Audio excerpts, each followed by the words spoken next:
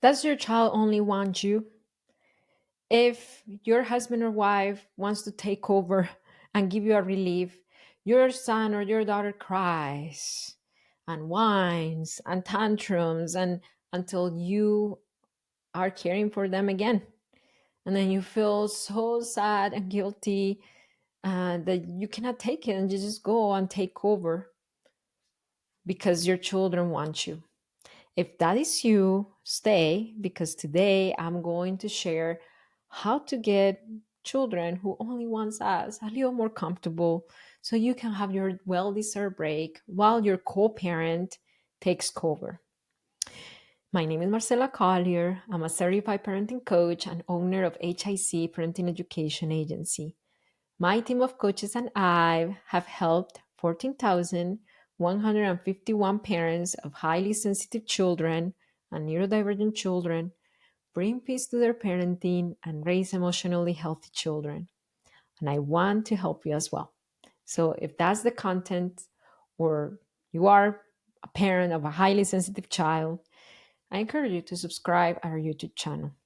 Okay, so let's talk about this topic because this came up a lot last week in my community. And why did it come up? So I shared the reel, it was a reel of a mom singing.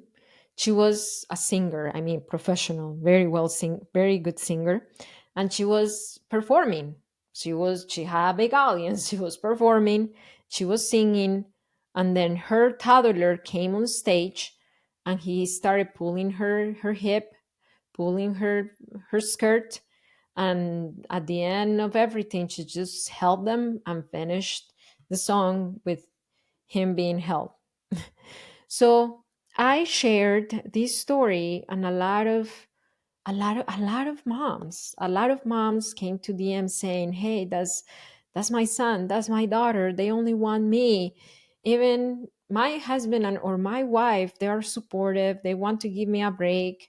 I'm their primary caregiver, but when they're at home, they're willing to take over, but they can't because my child only wants me. And if not, they have a big meltdown and big tantrum. So, what do I do in this case? I'm so glad that this came to the surface because it's a reality for many default primary caregivers. Let's talk about attachment. It is important to talk about attachment science to understand why this happens, especially with a highly sensitive children. So attachment is how safe, how close, how comfortable I feel under someone's care. It's a relationship exchange where the child feels fully at ease and comfortable being under that person. That's secure attachment. If there is insecure attachment, it might be a different thing. But when it comes to secure attachment, that's what it is.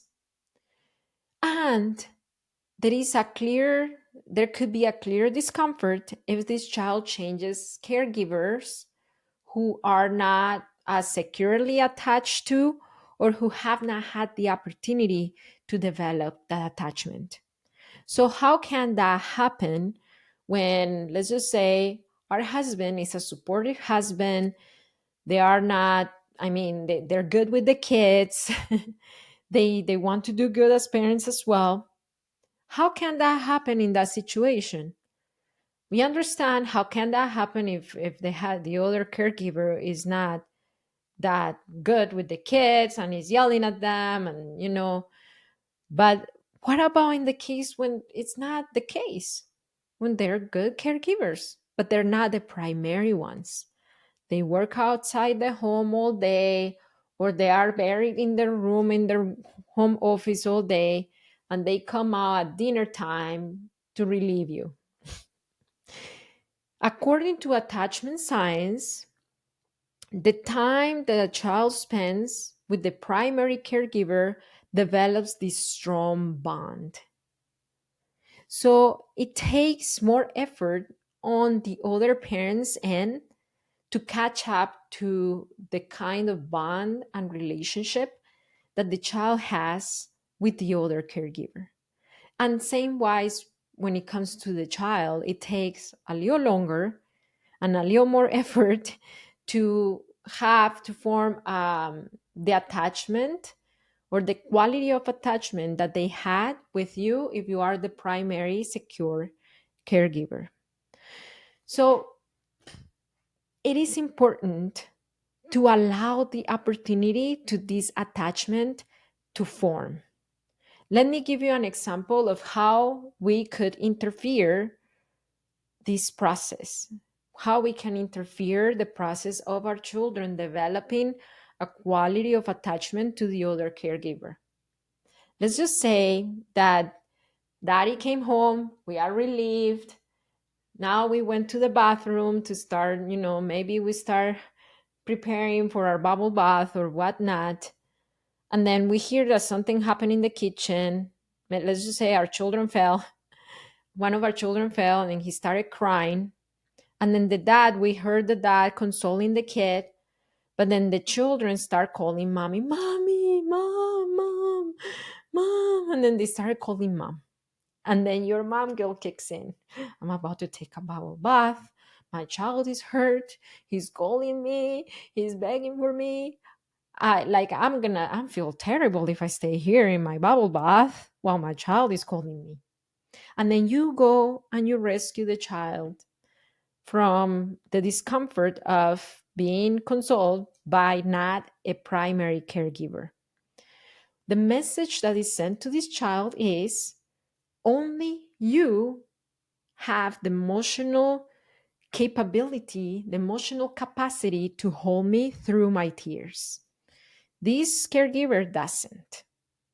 That's the message, and that's what they roll with.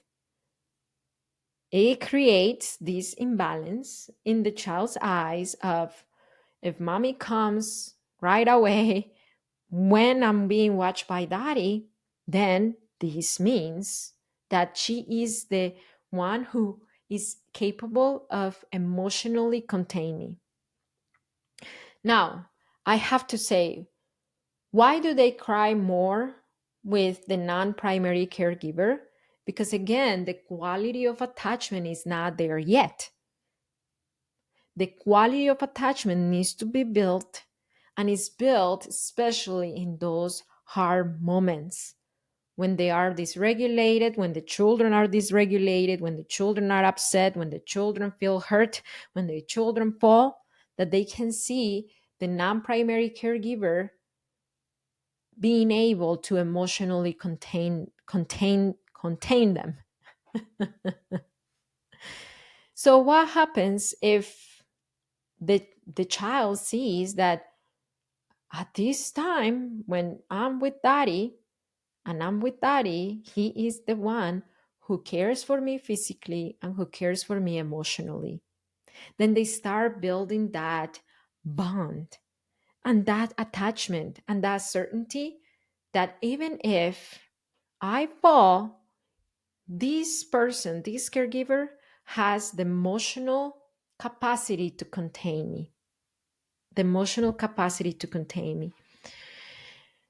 Let's take a deep breath here because it is so hard for us moms to swallow this pill. It is a tough pill to swallow to hear our children calling us and us saying, I'm going to trust my co-parent that they have the capacity to hold my child through their tears. Through their tears.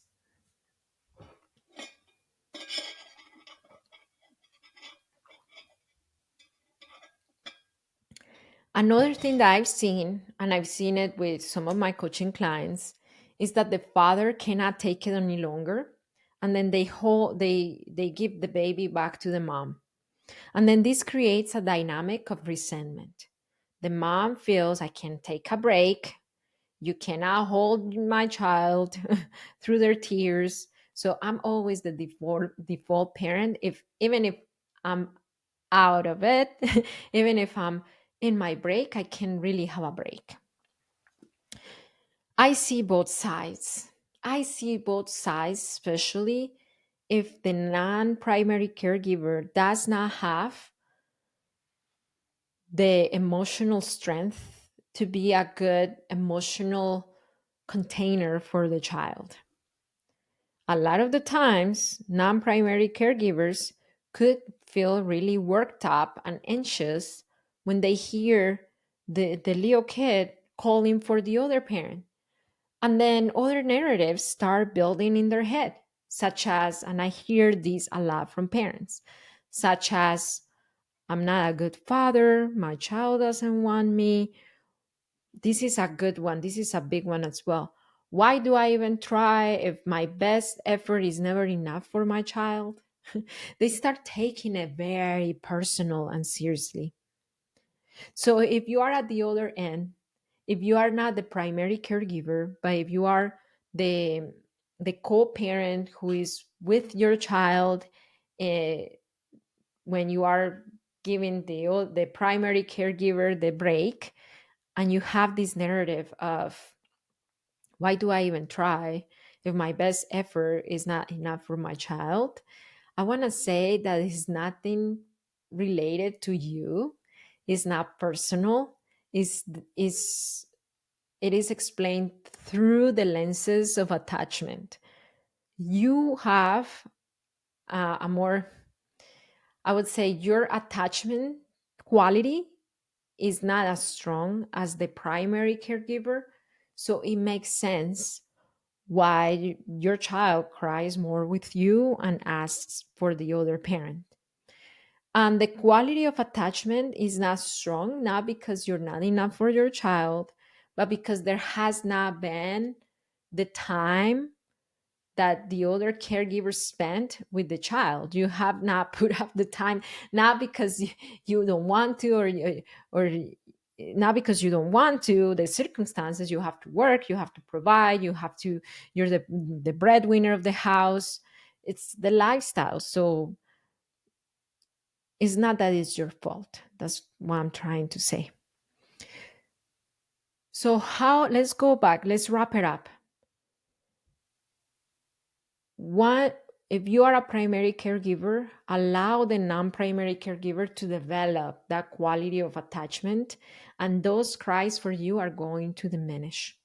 And if you are not a primary caregiver, then expand your emotional capacity to hold your child through their hard moments, so your relationship and your attachment strengthens instead of staying the same or weaken.